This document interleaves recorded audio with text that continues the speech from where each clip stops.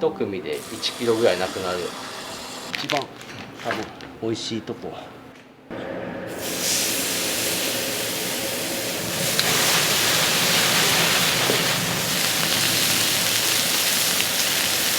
もうとにかく柔らかい。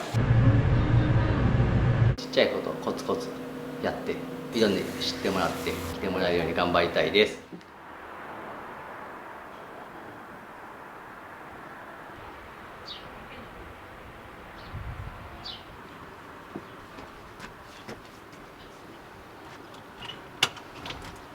よろしくお願いしおます。願いします。朝の準備でいうとどういうことされるんですか？お肉は日曜日なんで多少切っとくかなぐらいです。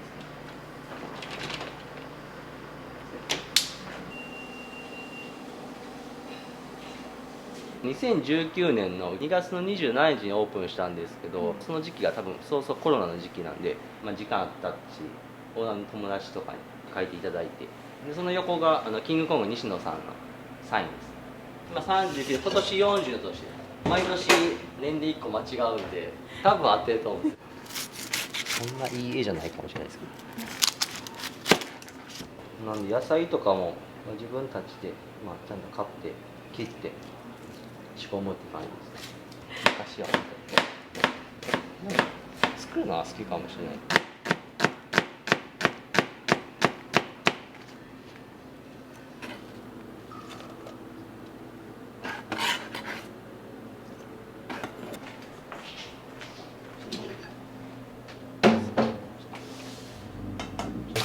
辛みの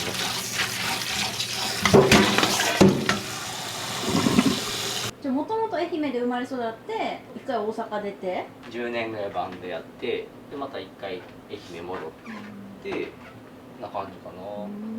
都会があんまり住めないかもしれないです、逆に。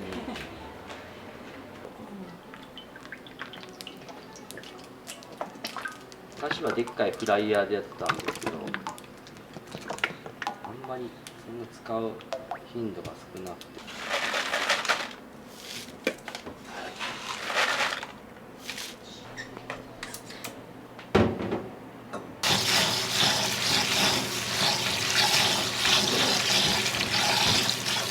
ステーキ丼3つサイズがあって、スタンダードサイズ、ラージサイズ、ウルトラサイズ。米も増えるんで、しっかり食べたい人はそれ頼んで米もたくさんみたいな。お肉って何キロぐらい使われるんですか？結構まちまちっすね。ただ家族で来て1ポンド 300g、300g とか1組で1キロぐらいなくなる。それはちょっと焦るっすね。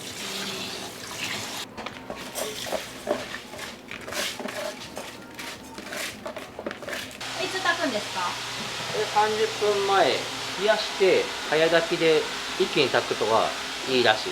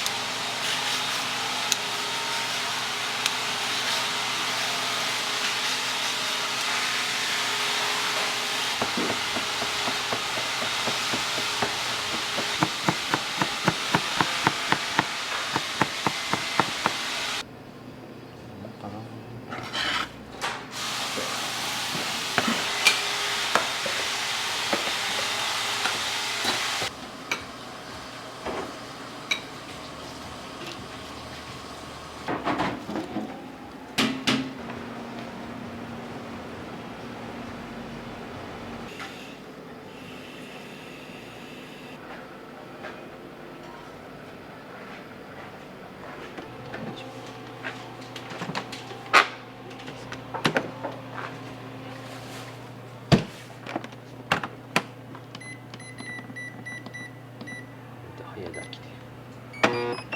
お店の名前が結構独特だなと思ったんですけど。人生生きにかんず。ことわざみたいなのあるんですよ。お金とか名声とかじゃなくて、その人の心意気に感動して動きなさいよみたいな。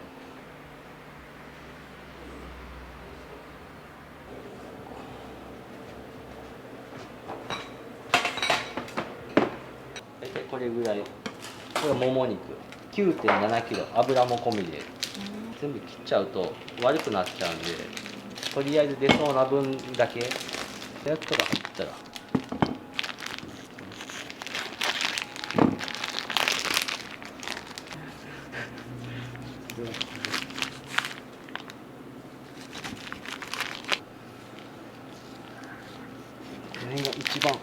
多分美味しいとこ好みによるかもしれない。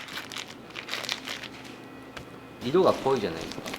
赤身の味が濃くて美味しい。とりあえずこんな感じで。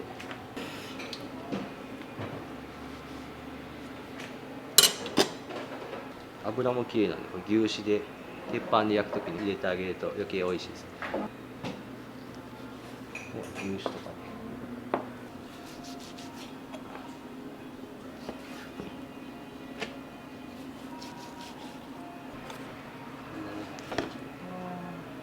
1ポンドと 300g という。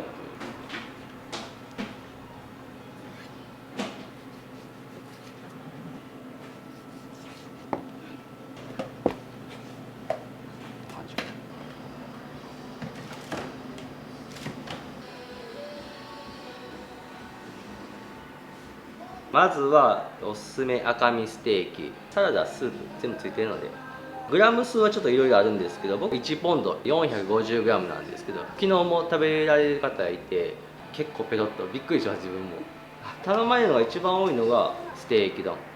まあ見た目も結構パンチあるんで、お店で使ってるお肉の特徴があれば。牛のもも肉なんで本当にさっぱりして、体作りしてる人とか、あと僕も40近くなってきたんで脂っこいのあんまりずっと食べれないんで、赤身とかいいですね。はい、食べ方のおすすめとかってあったりします？うちで作ってる特製オニオンソースがあるんで、それつけて食べていただくか、それとわさびつけて食べていただくか、あとは塩だけでも美味しいです。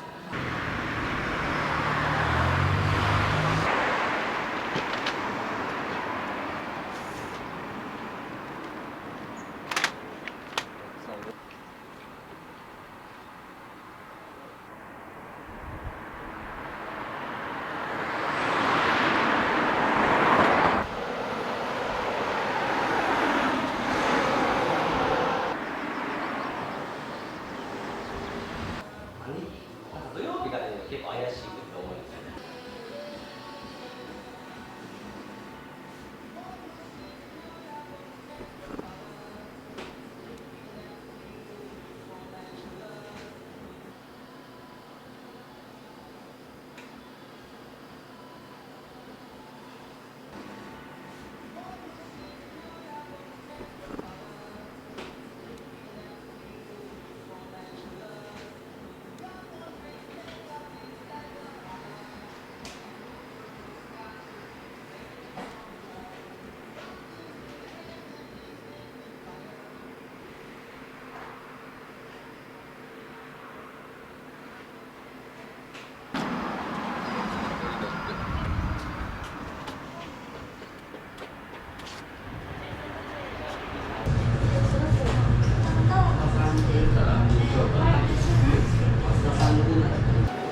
お願いします。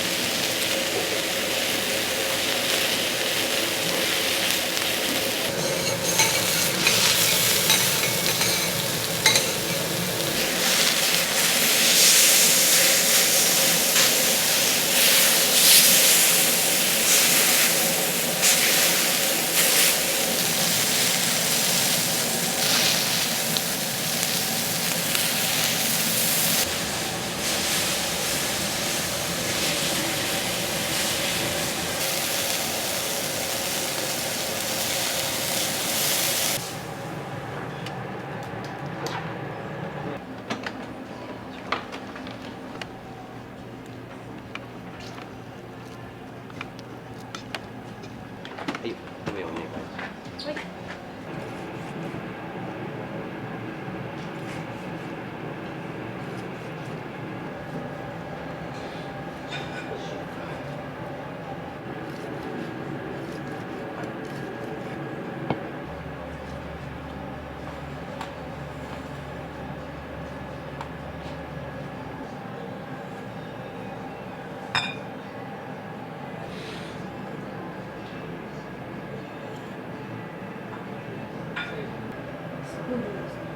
こっちはウルトラで。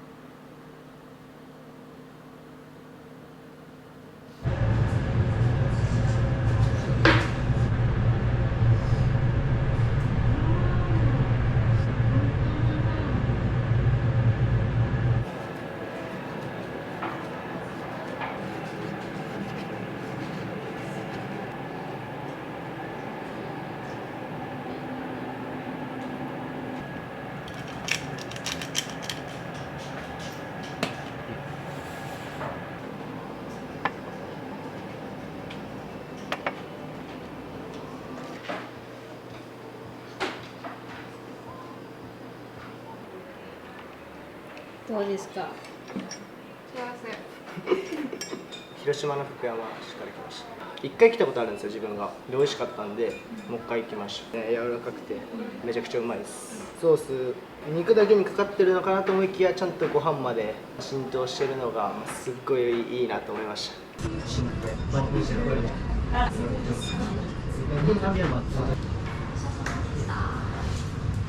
ちそうさまです。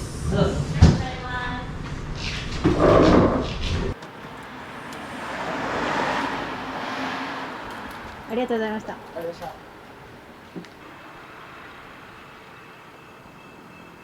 お肉の焼き加減結構レアというか、ある程度中心には温度は入れたいんで、でも焼きすぎると赤身なんで硬くなっちゃう。でもよく焼いても美味しいですね、全然。年配のお客さんとかやったら結構ちっちゃく切ってあげて、食べやすいようにしてあげるとか、男性やったらちょっとだけ太めの方が食べ応えあるかなとか、結構分けますね。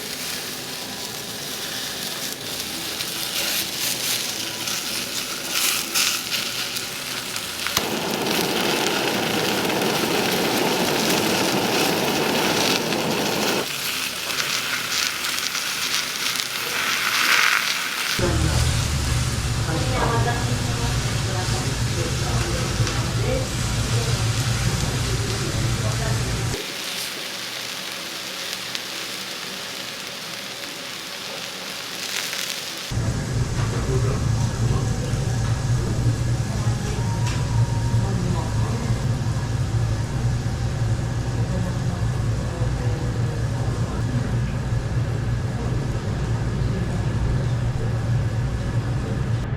ょっとお願いします。はい。ページと。はい。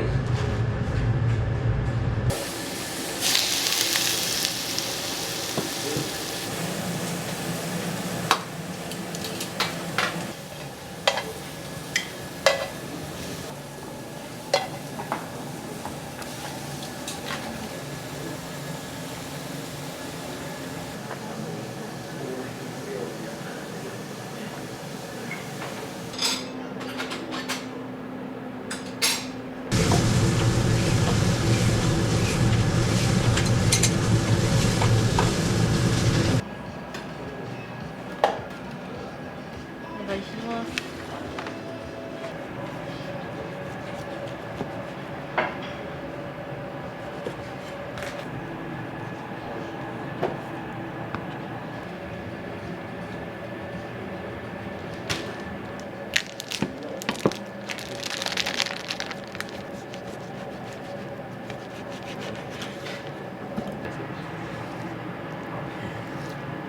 しかも肉切ってなくて自分のまかない作るときに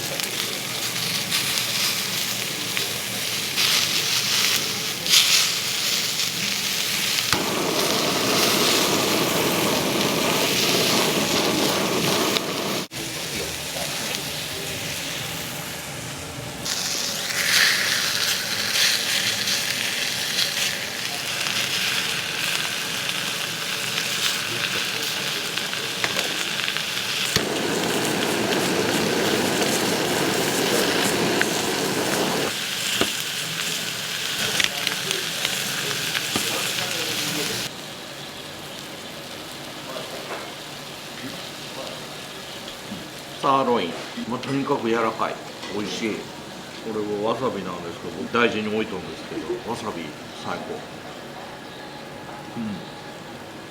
こんにちは、いらっしゃいませ。今日も歩いてきたんですか？今日も歩いてきたんです。ステーキ丼、サラダとコーンスープと赤ワイン。はい。おい。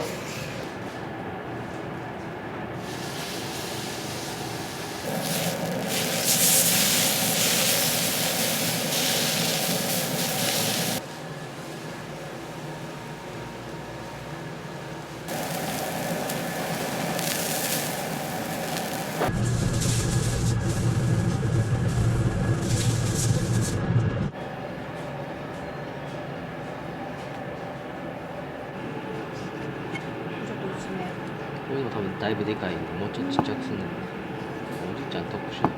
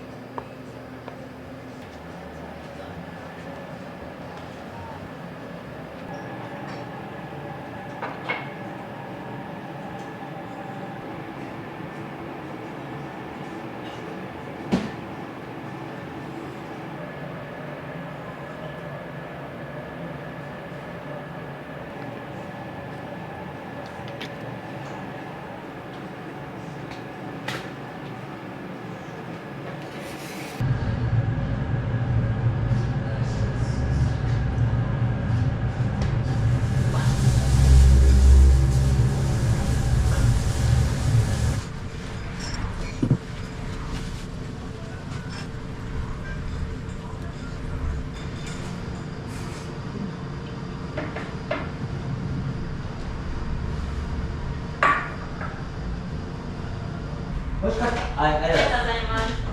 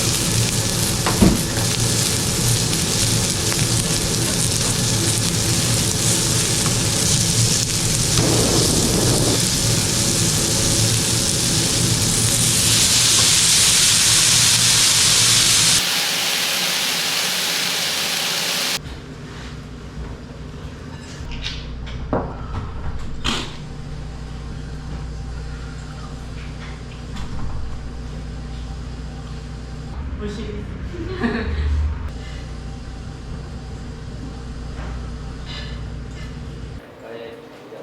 ありがとうございます。お疲れ様です。お疲れ様でした。え？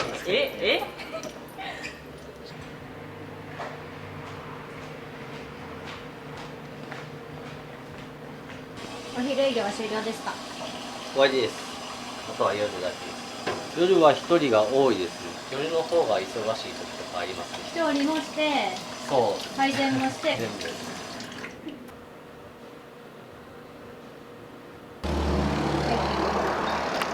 絵になる。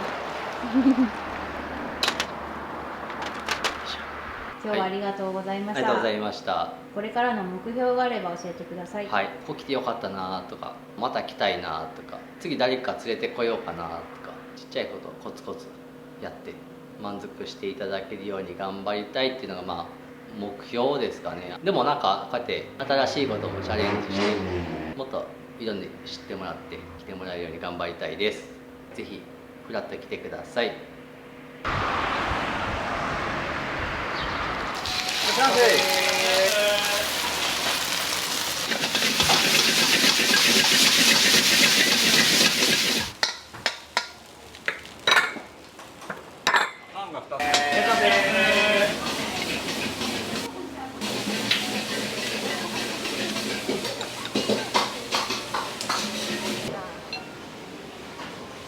30歳の時に脱サラして一人で商売がしたいなってなって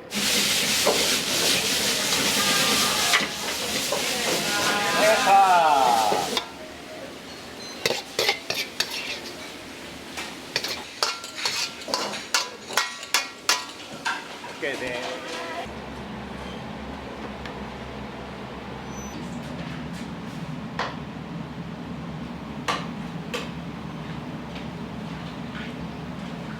煮こだしが美味しい。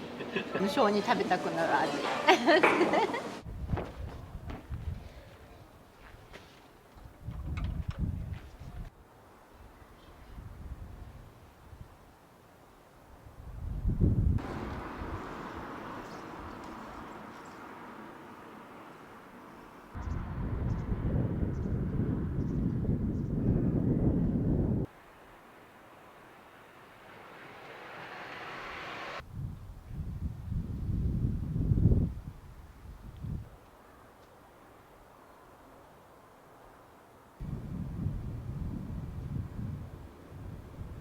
お願いします。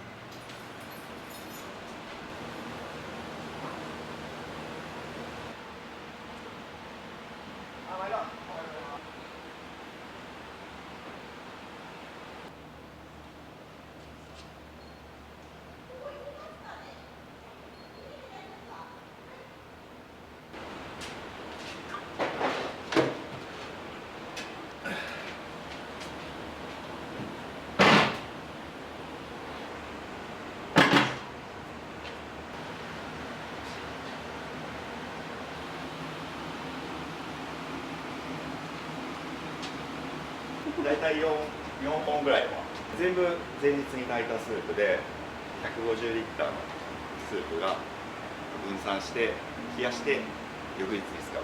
この4つは全部今日なくなるっていうことですか？多分今日なくなりますね。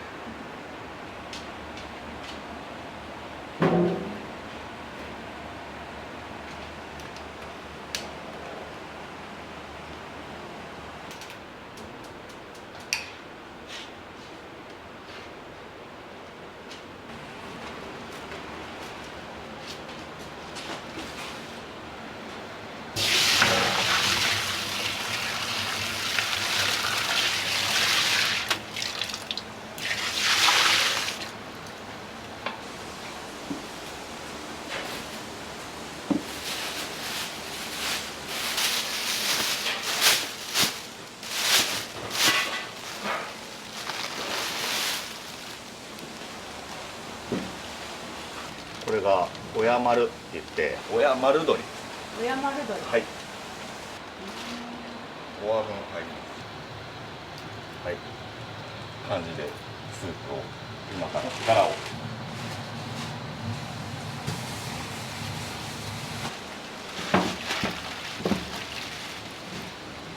こに入れたやつが和だし。だから魚介と鶏のスープみたいな。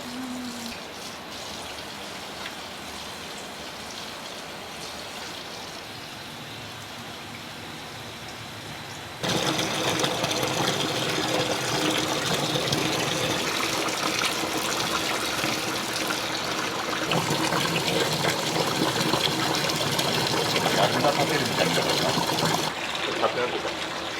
で、最後押さえるの。めちゃくちゃ濃厚そうなイメージです、この段階で。そうなんですね。でもうちは基本チンタンなんで沸騰させてから弱火にしてじっくり煮出すっていうタイプのスープなので美味しいスープが取れる。おはようございます。おはようございます。おはようございます。お願いします。じゃあどうぞよろしくお願いします。お願いします。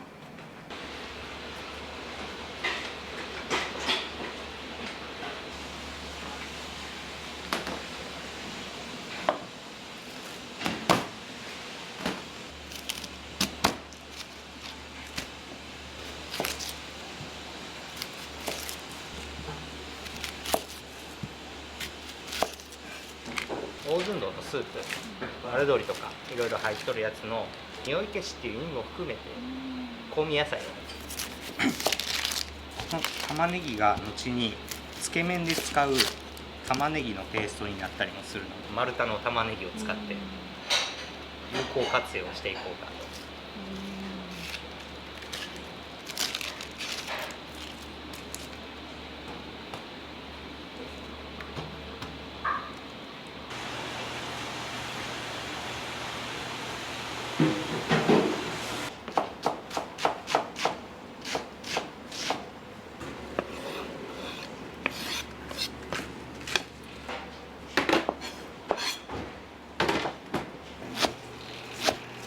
でも早く出てきたらやっぱ嬉しいですからね、ラーメンっ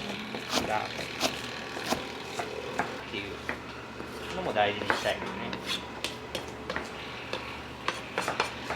360個ぐらい、1人前が5個入りなので100人前は取れないって言われて、出来たてのものをすぐ焼いて使うんじゃなくて瞬間冷凍して、で凍らしとくんですよ。新鮮なやつをギュッともう閉じ込めて、でそれを焼いていく、高温で焼き上がりをしてあげたらジューシーになる。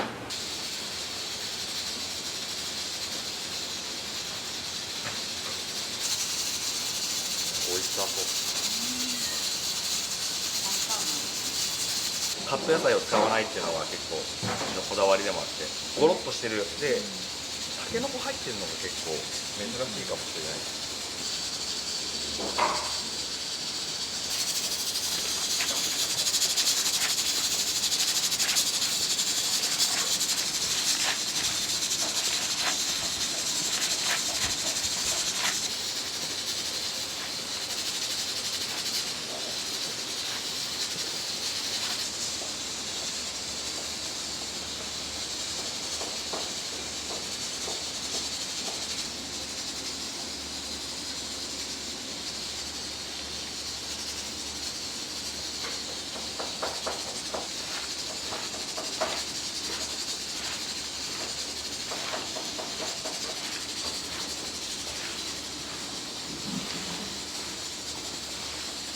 お肉とお野菜分けて混ぜてるのは理由があるんですか？それぞれに味をなじませるっていう部分で、お肉にもお野菜にも決められた下味をつけるって感じですかね。これでずっとやってます。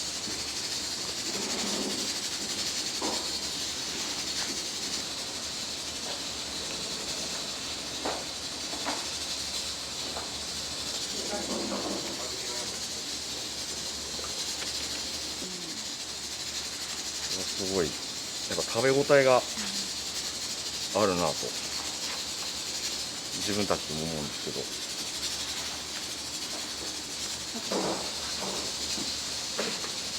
完成ですか？はい、それで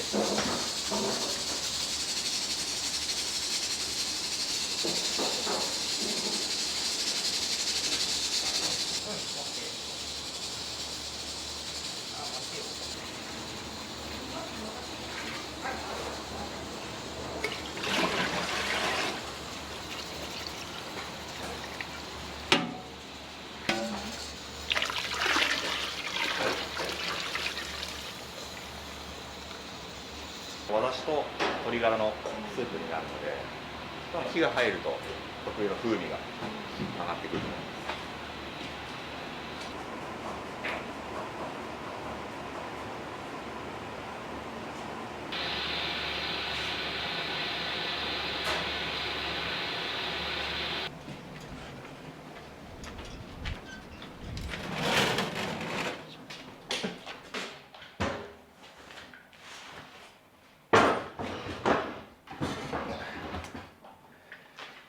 今日はチャーシューを炊いていきます。国産の豚バラを使ってます。これが14枚あります。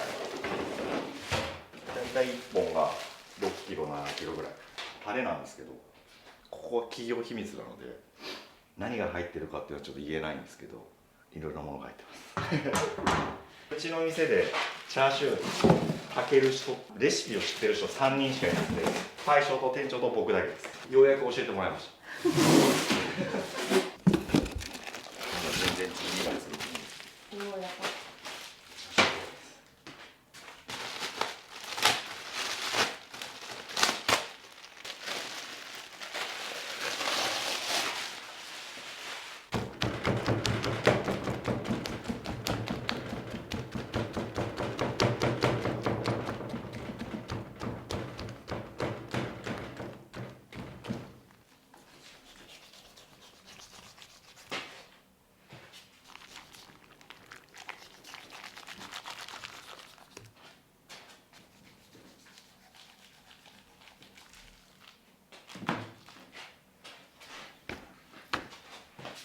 思うんですけど、うちの場合はもう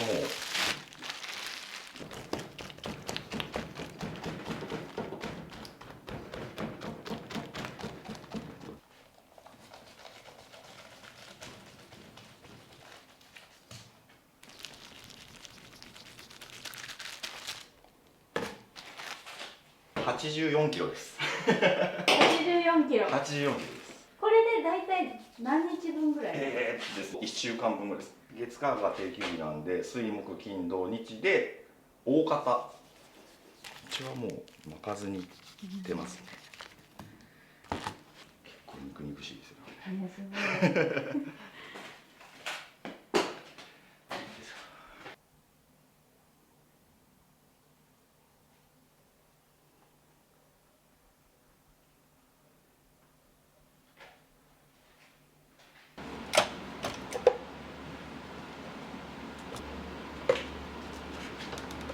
あんまり形によくない。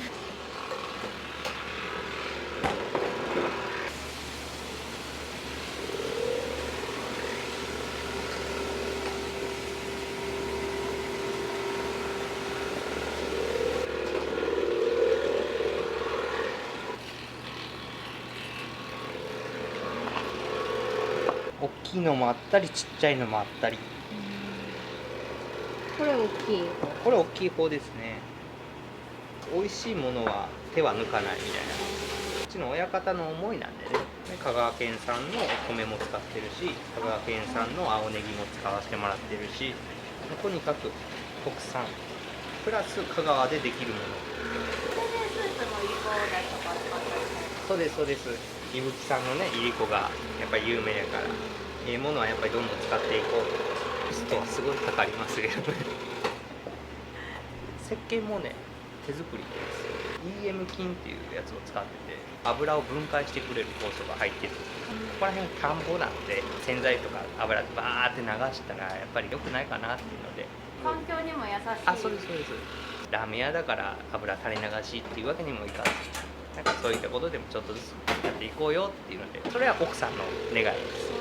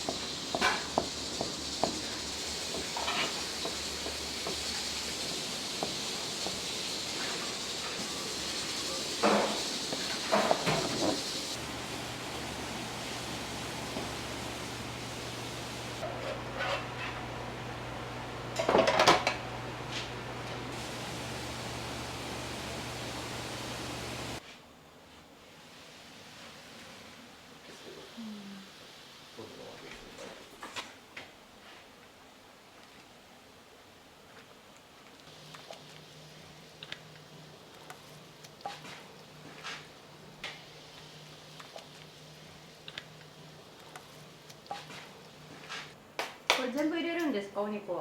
全部入れます。一気だと時間的にないかなと思ったんで先に適当に。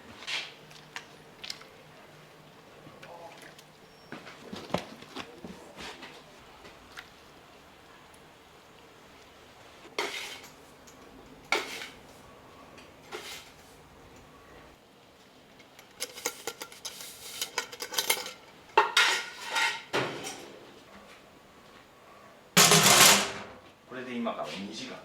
2時間。2時間です。忙しい時に1回回しに来るんですよ。ずっと強火なんで、火加減見ながら焦げつかないように回す作業が12時ちょい前ぐらい。めっちゃ忙しい時ですね。はい。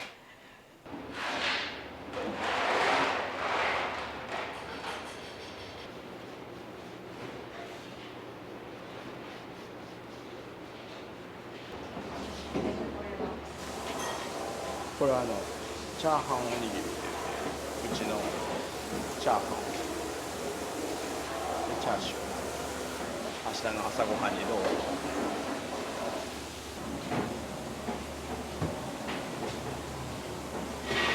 お店のことについてちょっと聞きたいんですけど、はい、屋台から始められたっていう。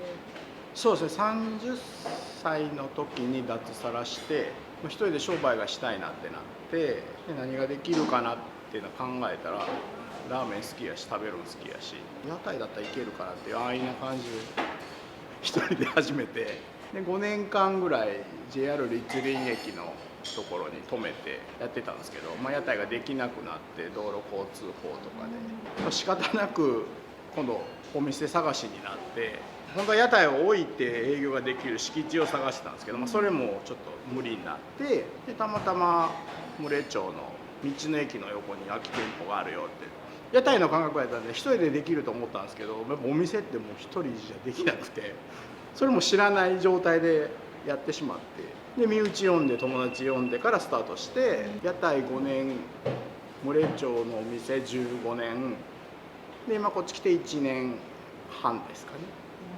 今のこのラーメンの味っていうのは屋台の頃からこの味なんですか？ラーメンっていうのが屋台の頃からっていうんでやってるんですけど、その頃って井戸水使って山の水引いてやってたんですけど、もう今やっぱりまた水も変わって杯数も増えたんで、あの頃食べてくれてた人からすると全然違うなとは言われるけど、作り方は一緒ですね。チャーシューを炊いて、チャーシューの煮汁を元だれにして背脂が入ったラーメンっていうのが屋台のラーメンだったので、若松ラーメンっていうのがそのお店になった時に、これ1本ではちょっと濃い味なんで、じゃああっさりしたのを作ろうかって言って若松ラーメンっていうのをお店になって作りました。で今それがもう看板メニューで、6割7割の人がそれを今食べてくれる状態で、ちょっとラーメンが後ろに行ってるんですけど、そのスピリットは残してますよっていう感じです。お店の名前はなんで若松なんですか？僕松岡って言うんですけど、若い松岡が30歳を機に、開業しますっていう。あと縁起のいい門松についている若松とか、相撲の若松親方とか、とにかく縁起がいいっていうので若松にします。僕若松さんじゃなくて松岡さんなんですけど、若い松岡さんだったんですね。当時はね。当時は。はい。今若くありたい松岡です。こんなんいらないですか？多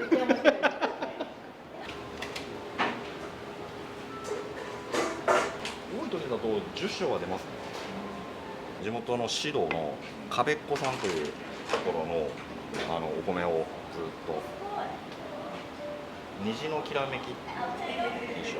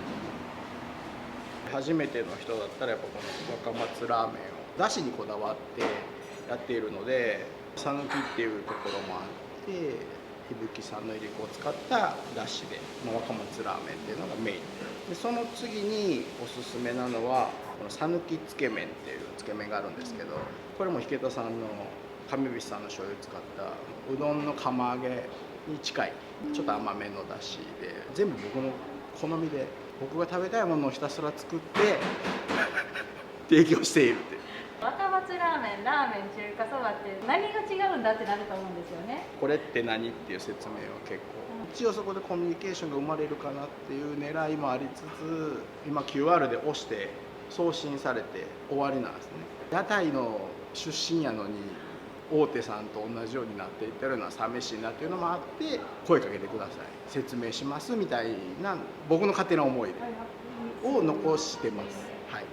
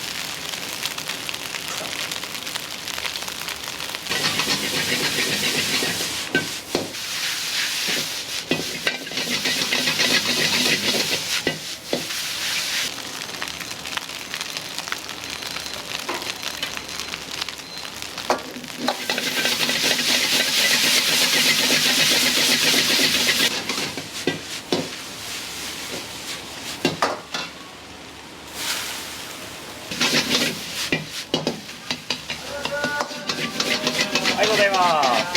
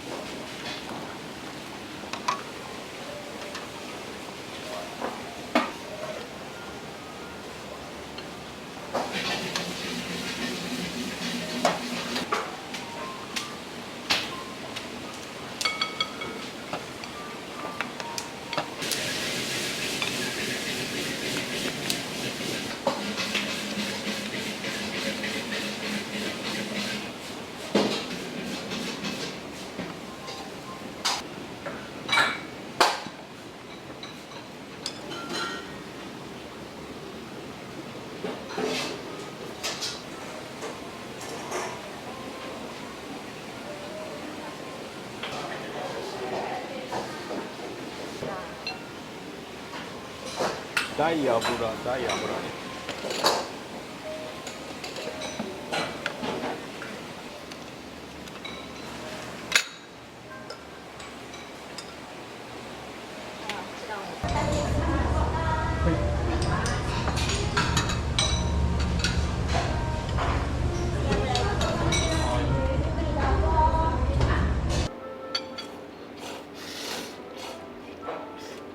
若松ラーメン大です。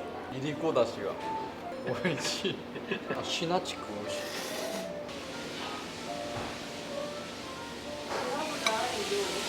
美味しい。結構なんか味しっかりでしっとりとして濃厚なお味で。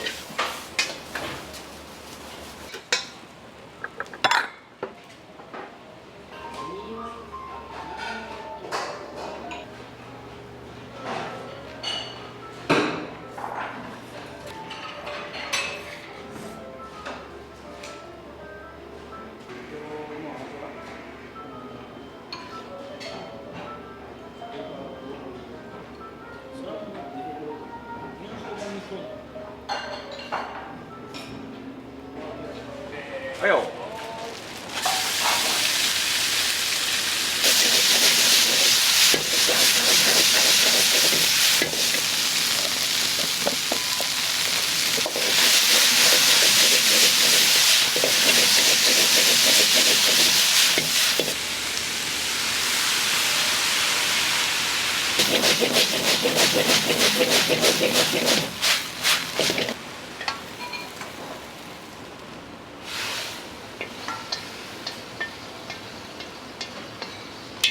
もやしです。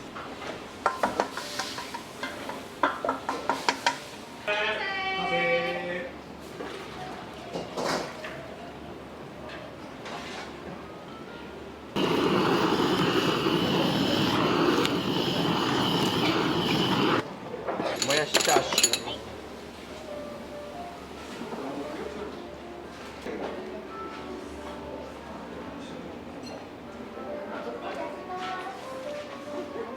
うわ、翔ちゃんお。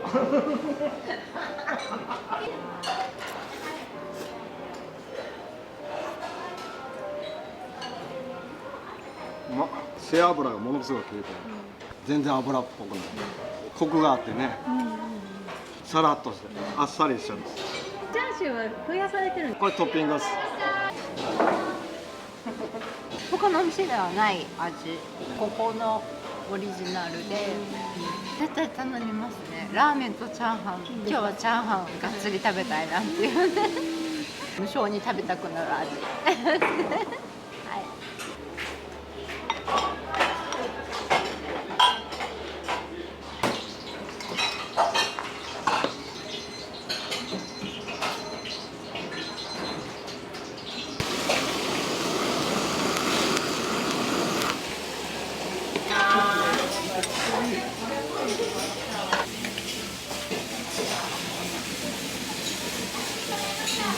ふわふわが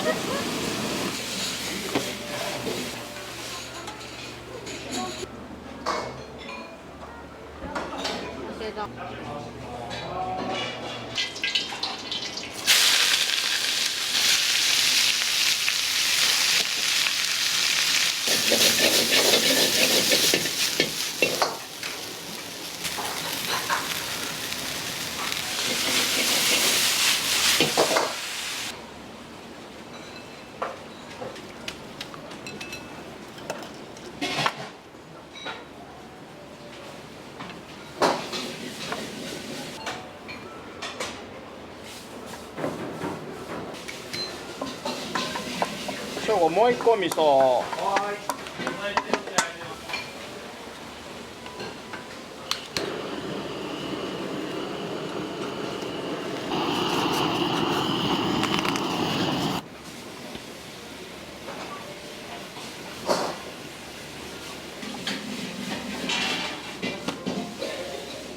失礼いたします。焦がし味噌ラーメンです。どうぞ。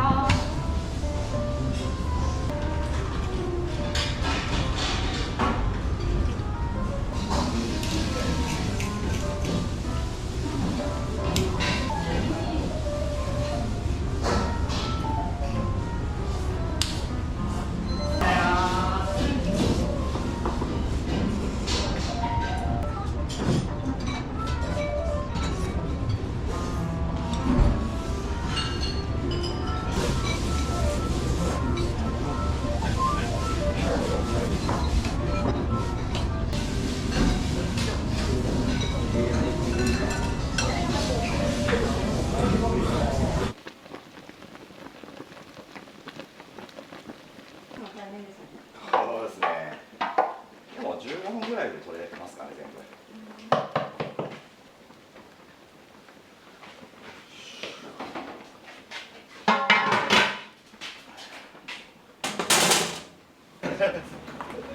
そうちゃんおった。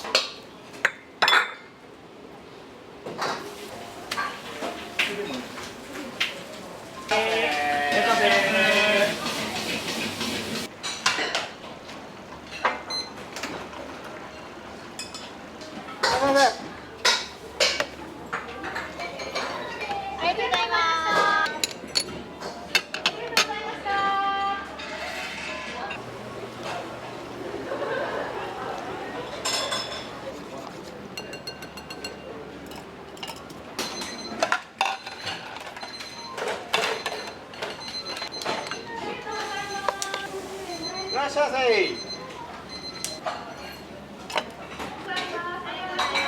ざいました。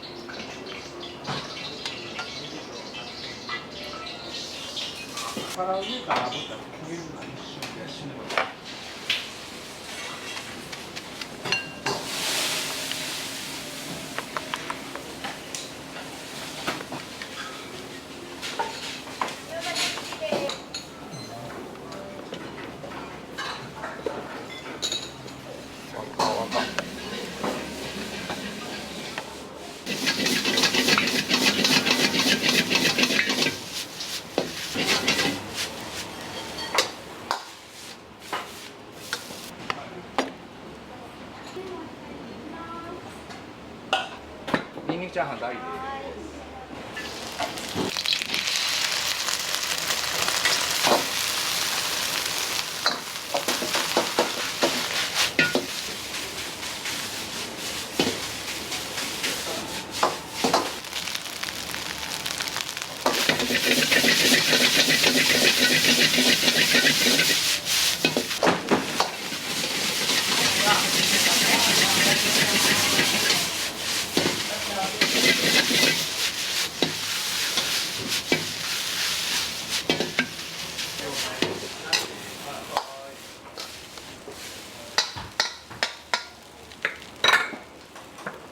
パンが2つ。はい、1つお願いします。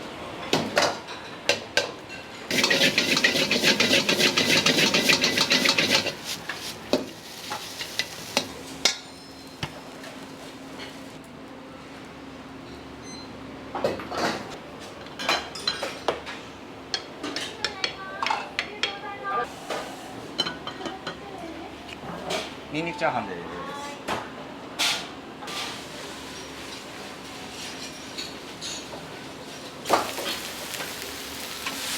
いらっしゃいませ。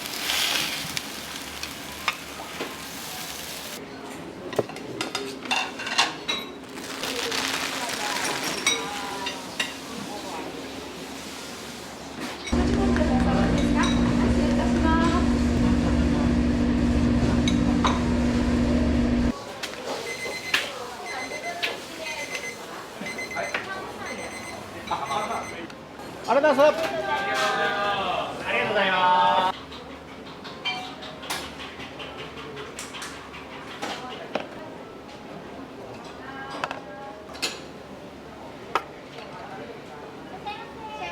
いらっしゃいませ。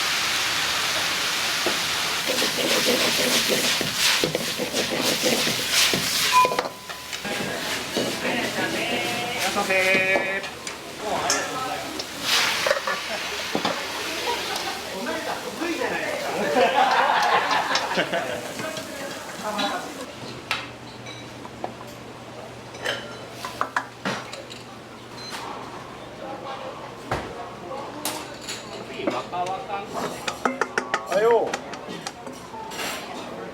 最初が卵。おーい。や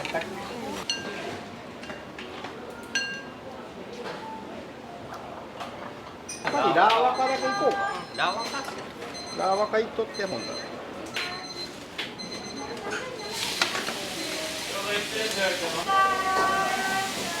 ございました。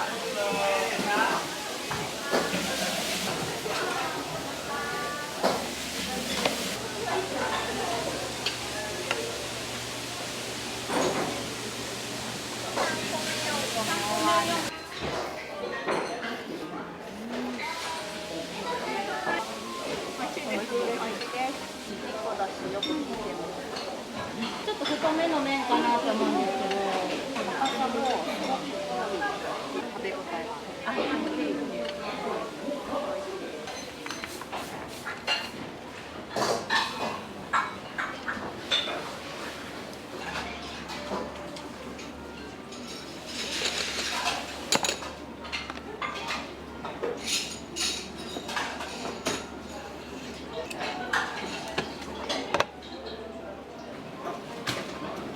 麺待っとくけん。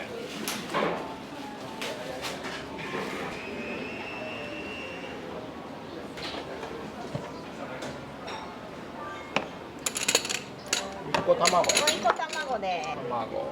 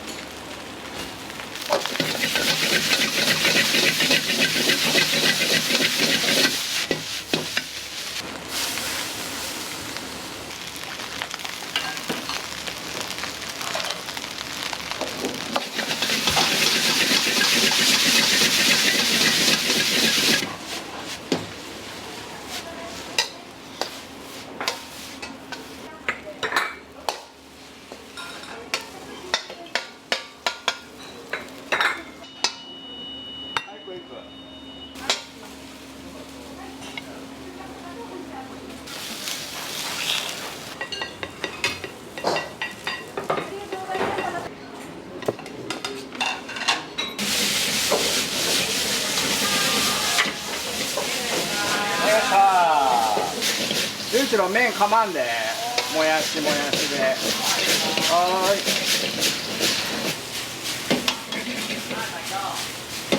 はい、毎度。はい、毎度。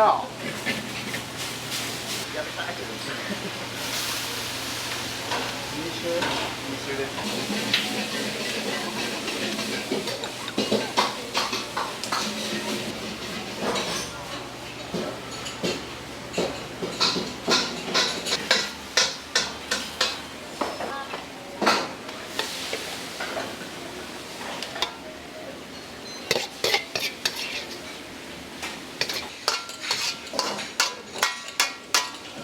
OK です。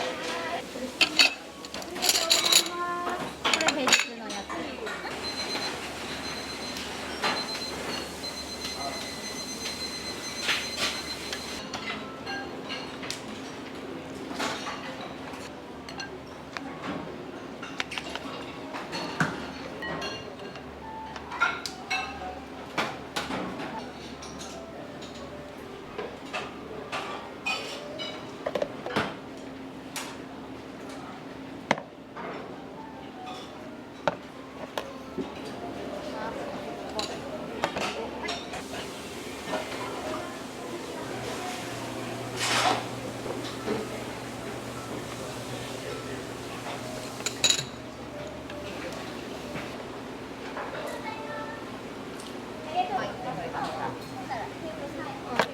買ってください。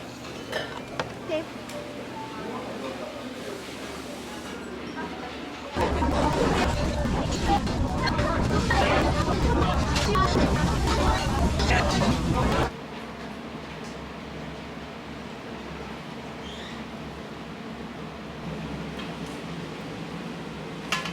これで完成です。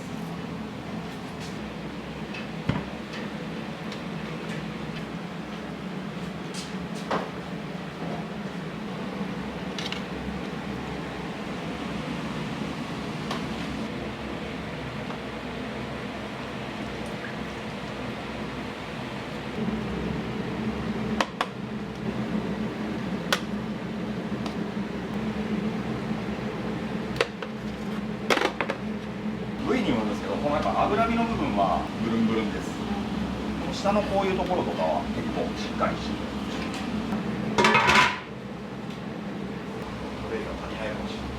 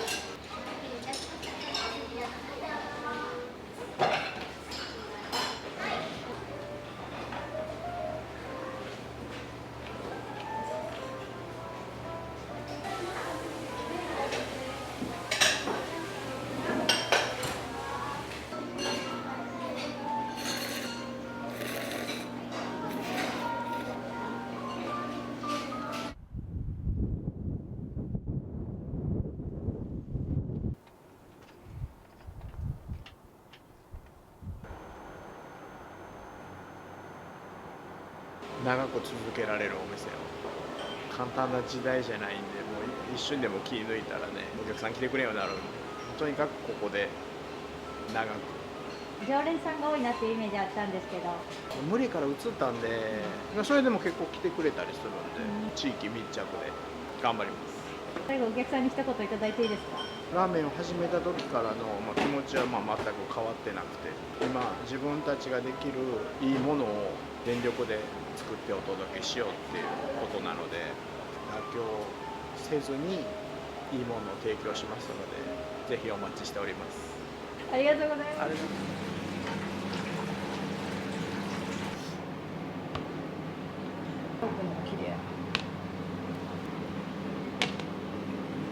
牡蠣も美味しい。今日の昼はポって決めてた。見た目と味と全ていいですよ。はい。少ないなって思われるより食べきれんわって思われたい。あ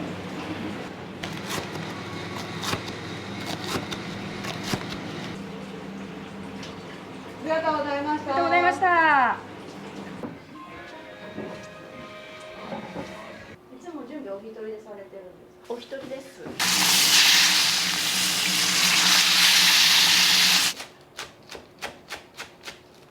自分が続けられる範囲でやろうって思ってて、ずっと気軽に来てもらいたいです。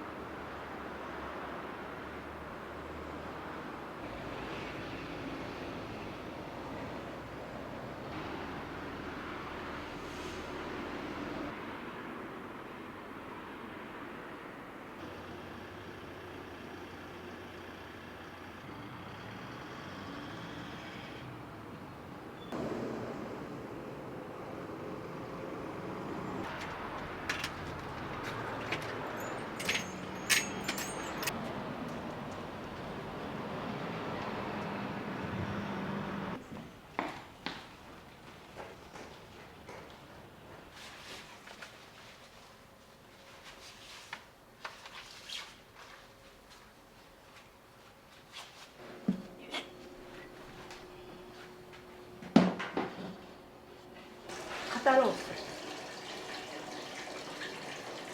週に炊いてるんですよ。2日か平日やったら3日分ぐらいあるんで、もう1日はとんかつを作る日2日前につけたやつが今日使うやつ。肩ロースを使ってる理由ってあるんですか？油が少なくって赤身が綺麗。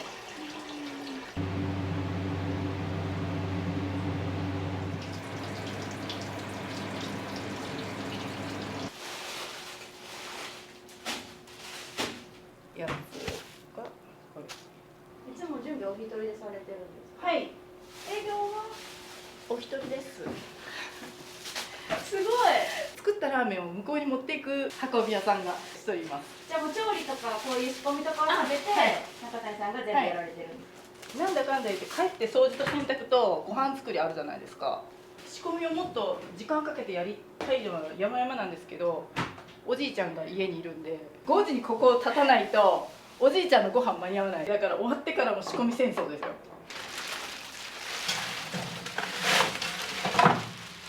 鶏ガラです。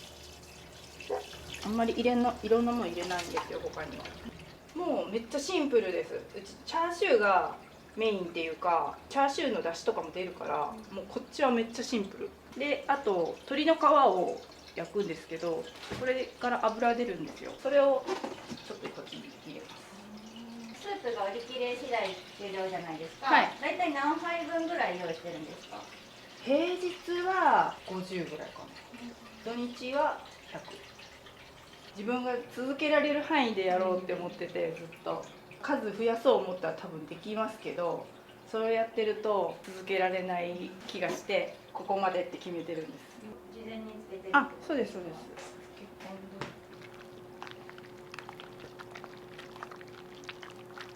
若干生姜とニンニクが入ってま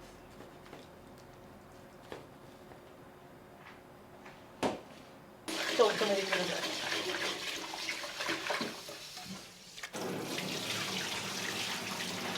ごめん言わないと。何が井戸水なんですよ。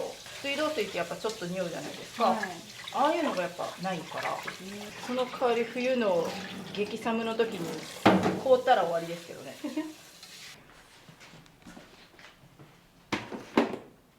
であとはすごい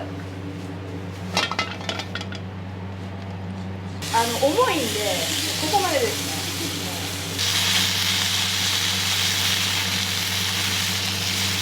肉の油で焼くと煙がめっちゃ出るじゃないですか。燻製ですよね。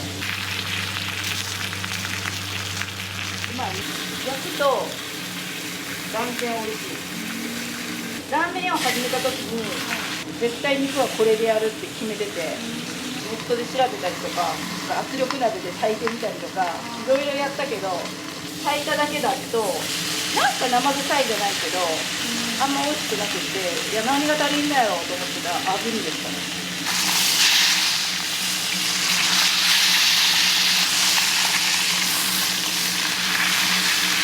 シンプルイズベストしてて、でここもなんか層でここに油が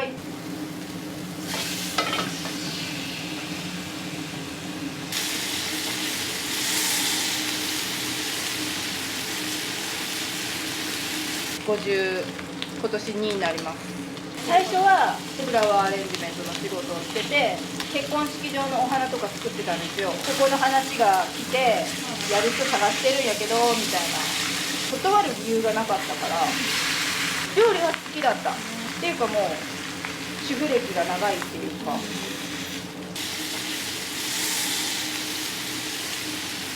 いまだに備前ド波動も言われますけどね、看板を下げれないんですよ。あれ巻きついてて取れないんですよ。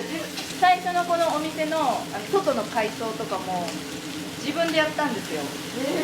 壁にシール貼ったりとか、看板だけは剥がせなくて7年も経ってるのに。ああ、なるほど。で子供3人いるんで、花の仕事だけじゃもうちょっと欲しかったみたいな。だから本当に片手間でここで2時で終わって花の仕事に出たから2時なんですよ。それがもうこっちが忙しく、なりすぎて片手間で終わらなくなった。その後コロナ来て結婚式場の仕事なくなっちゃったんですよ。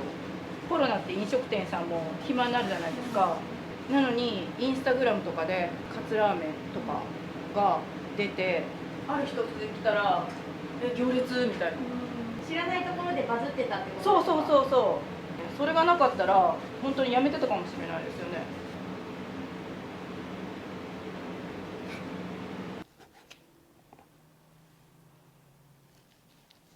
ここで無心でチャーシューがもっと切れてたらもっと出せるけど、あんまりこうバラが出すぎるとチャーシュー切るのが間に合わないから、あまりにも出すぎるとちょっとバラ終了させてもらうことがあるかも。今日の営業は肉がどれだけ切れるかにかかってます。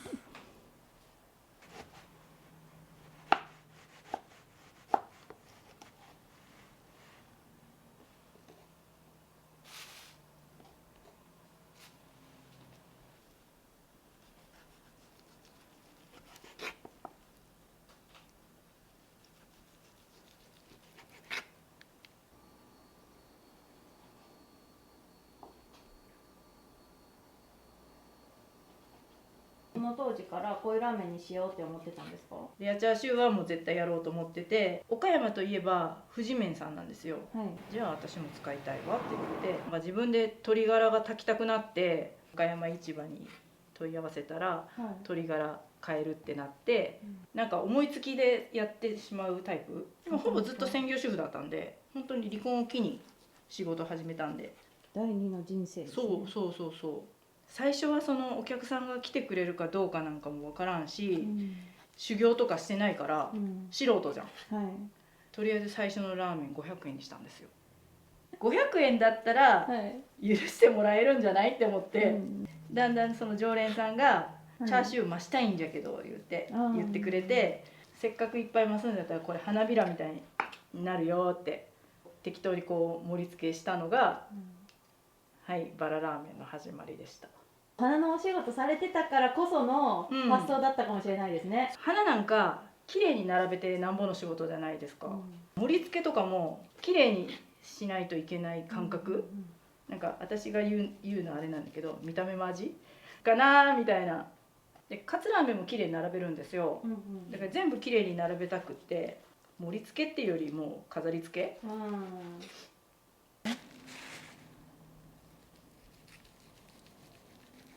だから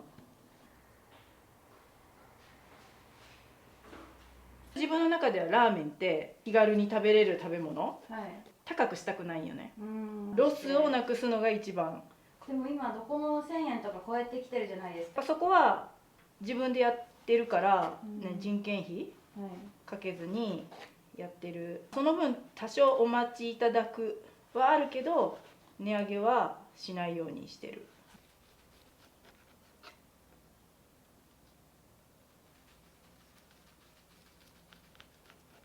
沸騰して、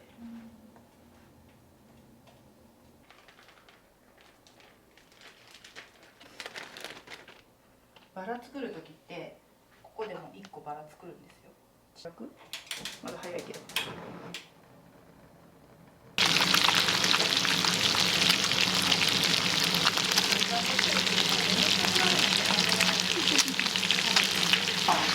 かったよね。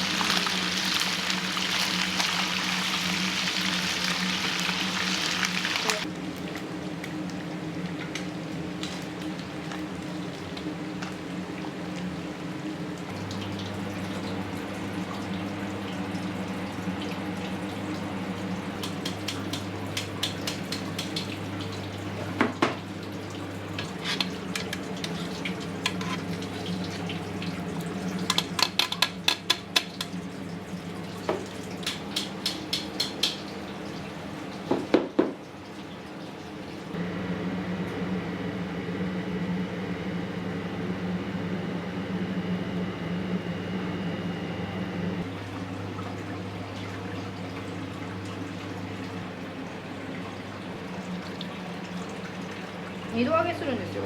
これも早く揚げるか提供するために。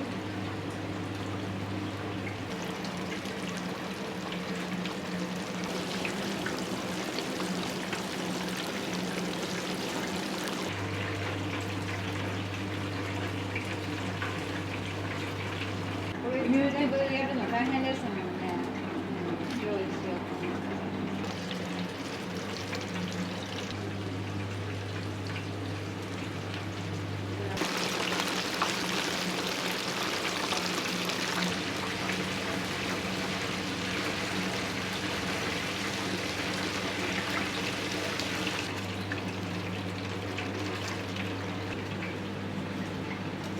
もう一回揚げるから。これ大きいですね。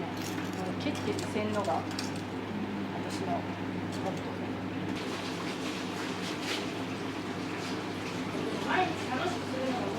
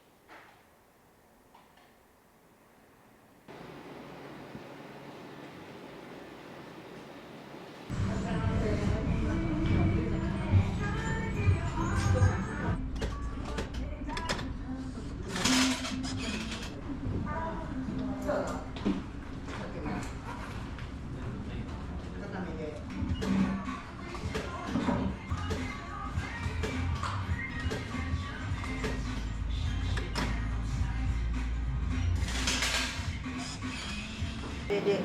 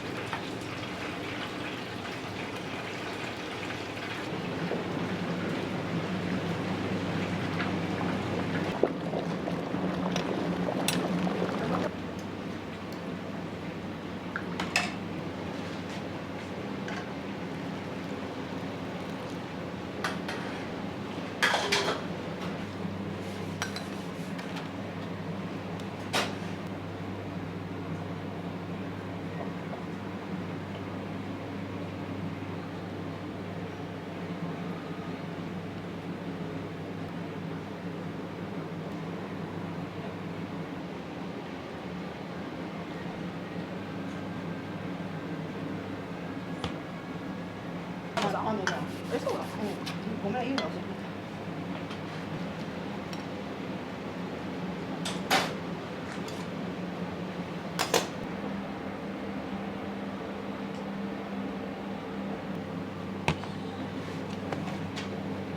2段で買えるから急にね金物で何も届いて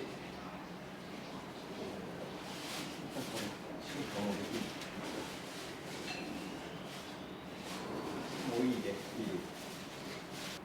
野菜と肉と香辛料食堂みたいなだから割と食われてるな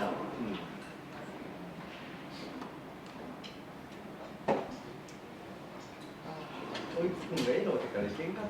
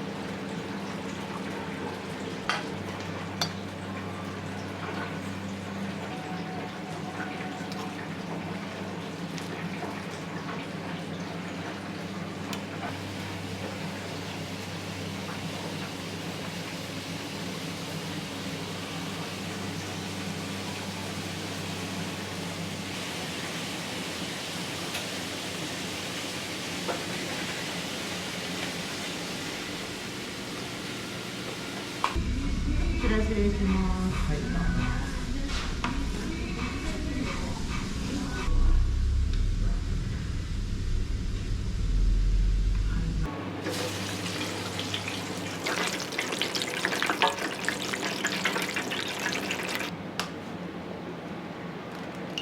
安藤さんだけ生卵見せます。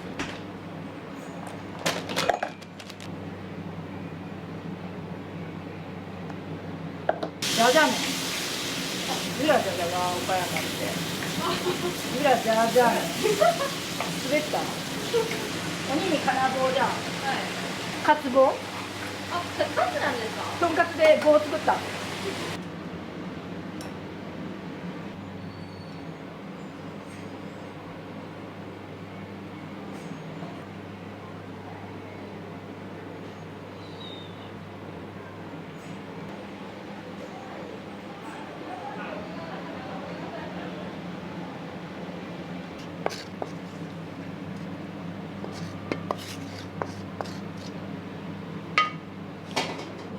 やばい。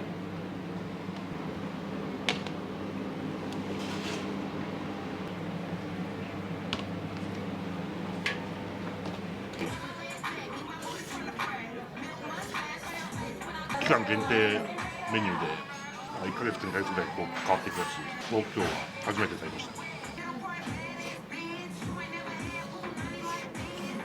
唐揚げの生卵をかけたら美味しいんですよ。卵とねタレがねすごい合うんですよ。おすすめってありますか？やっぱそれはバラでしょ。バララーメン見た目と味と全ていいですよ。はい。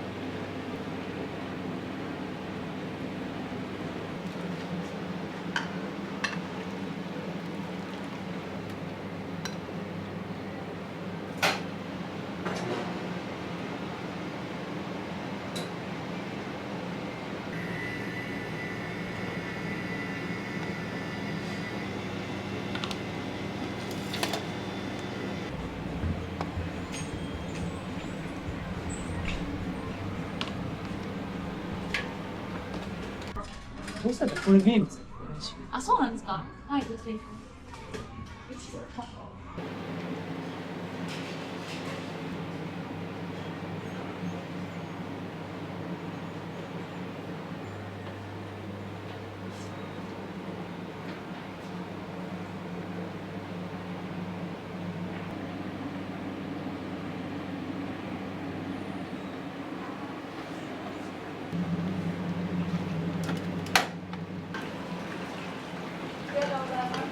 りがとうございました。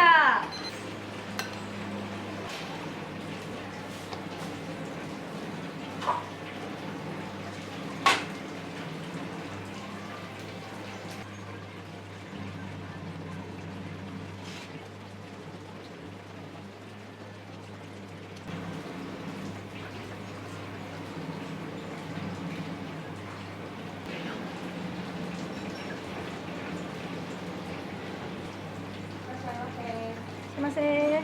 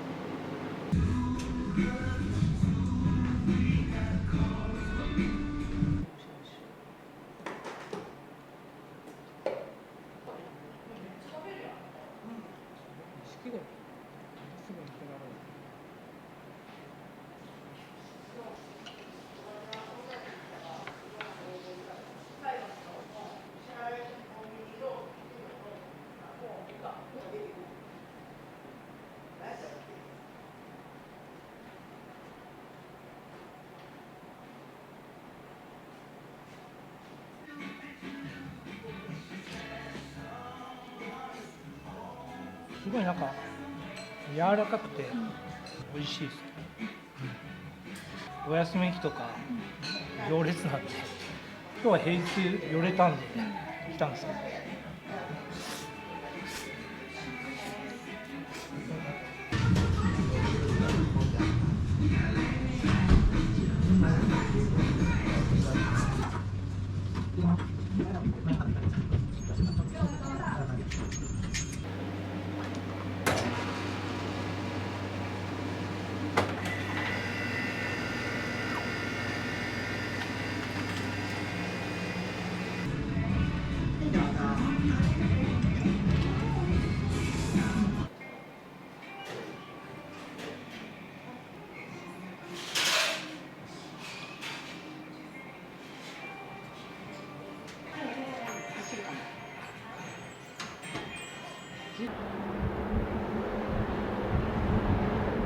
ありがとうございました。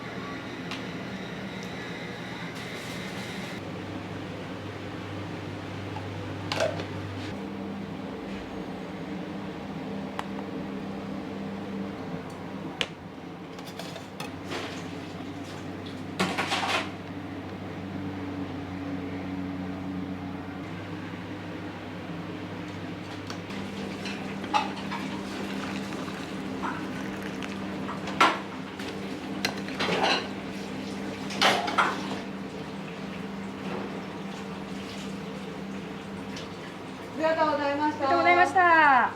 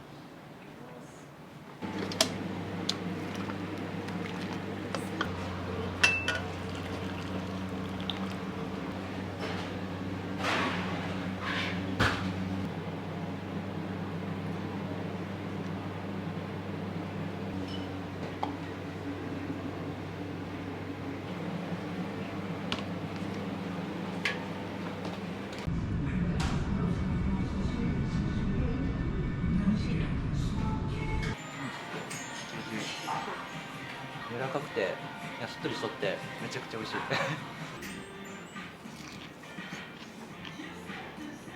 唐揚げも美味しい。結構シンプルな感じでラーメンとかと一緒に食べれるのいいですね。結構ボリュームがありますね。はい。なんか値段の割にいっぱいあって、この価格でって言ったらすごいなーって。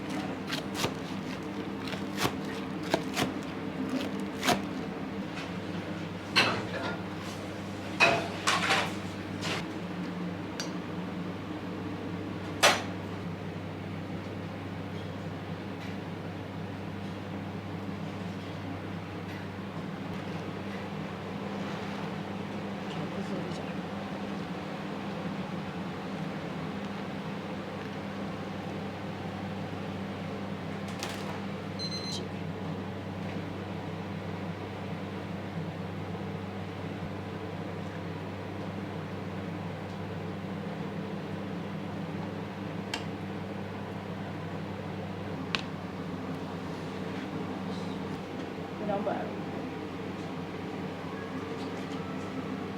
らっしゃいませ。全部？全員唐揚げと頼んだら終わりや。あ、6人おる。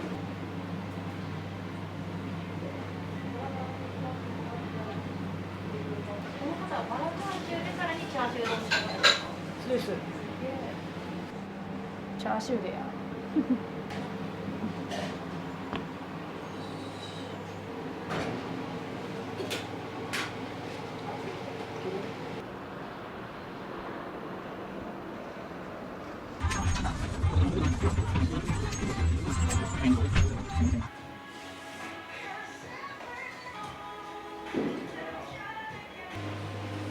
これじゃあ今日よく出てる。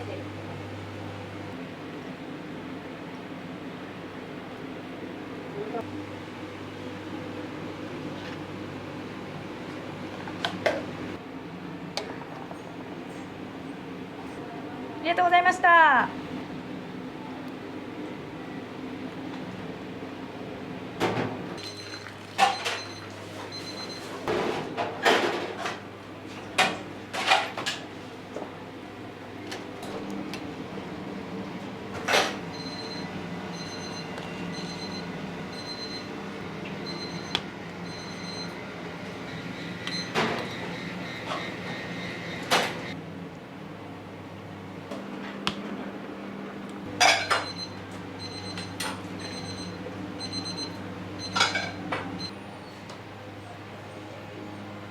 何杯だっけ？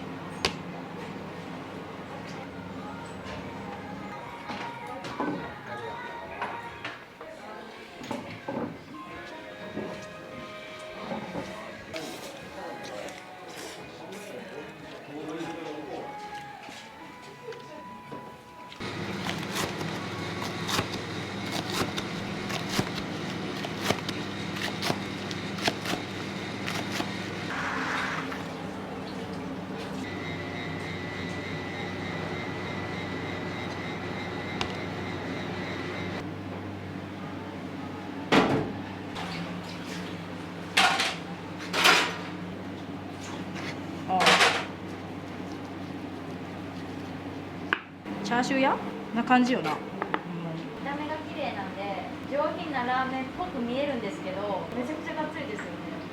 なるべく少ないなって思われるより食べきれんわって思われたい。カツも最初よりだんだん成長してきてる。最初もうちょっと小さかったのにでかっとかって言われたらついつい調子に乗って仕込みの時にちょっとずつ大きになってきようだね。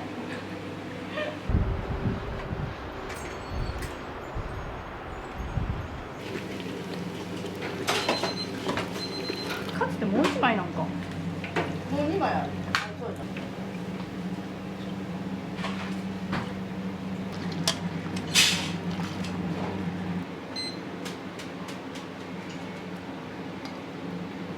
ってみんなに言われて。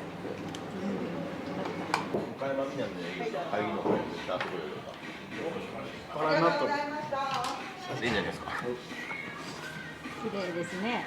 綺麗です。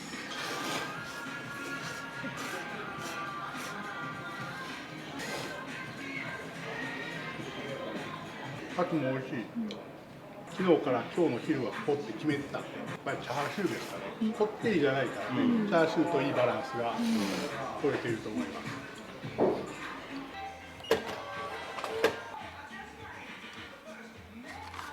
待たせしました。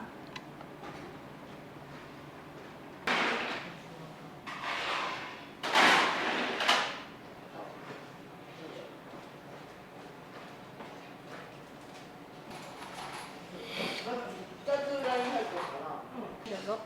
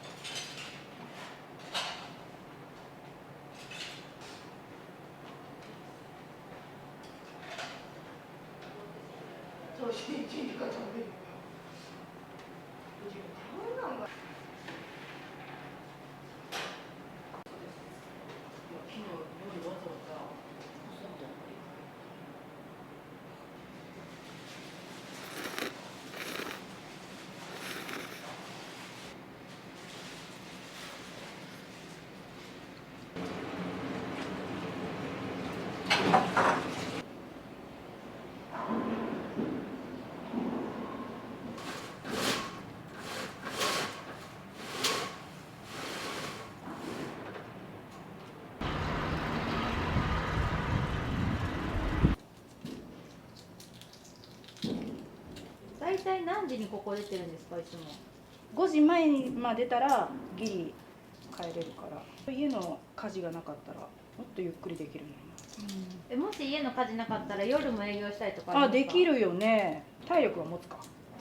毎日やってるから元気でおれとる。風邪ひく暇がないっていうか。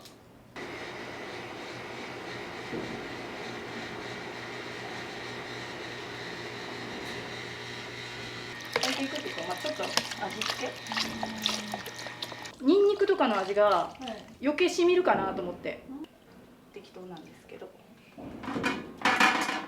新しいメニューとかたまに増やしてみたりするんですか？期間限定は変えてる。2月は鬼日なんでのジャージャー裏ジャーの近所のネギ屋さんがネギを大量に買ってって言われた時はネギラーメンにするとか、塩バターやってって言われるから、塩バター。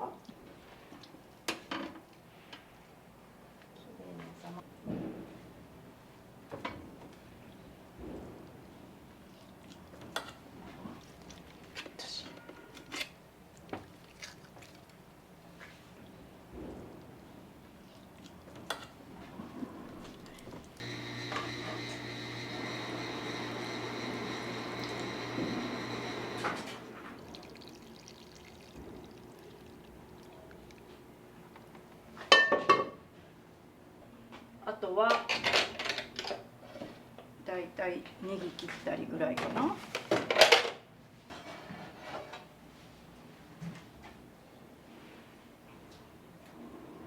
こういうの持っとるじゃん。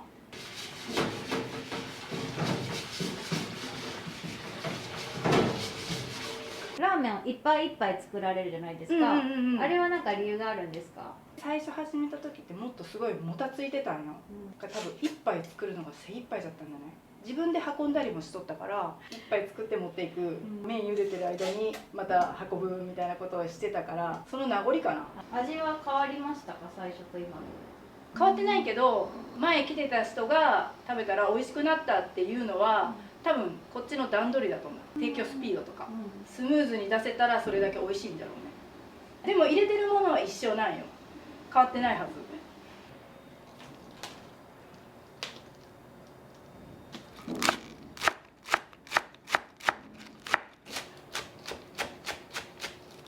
私的にはラーメン作っているっていう感覚じゃなくって家庭料理の延長よ。普通にご飯作ってる感じかな。あんまり体にその悪そうなものも入れたくないし、みたいな。自分が食べたいと思うもの、まあそういう。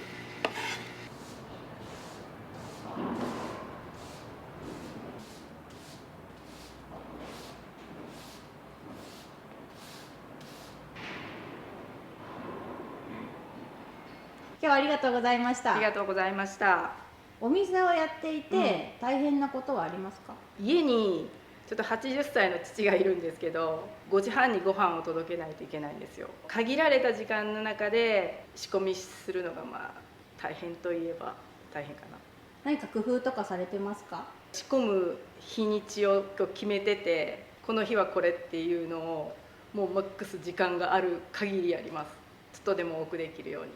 ラーメンを作る上でこだわってる点があれば教えてください。ラーメンっていうよりもう家庭料理の延長なんで、私としては添加物とか無駄なものを入れずに、なるべく体にいいように作りたいかな。盛り付けはとにかく綺麗には来てよかったなって思えるように盛り付けたいなとは思ってます。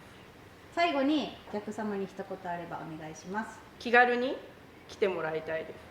あとちょっと入り口が狭いんで見逃しちゃうお客さん結構いるんですけど、ここです。入り口細いですね。細いんですよ。今日はありがとうございました。ありがとうございました。